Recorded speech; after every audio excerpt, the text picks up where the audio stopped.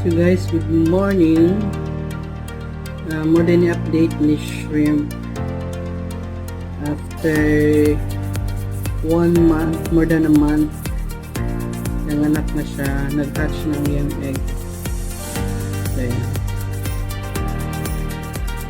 So wala na lang din nato siya video the time niya nagbuntis siya kaya para rin ma-stress.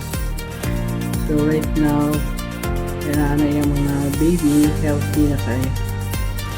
So nabanto sa paglanan na bilin.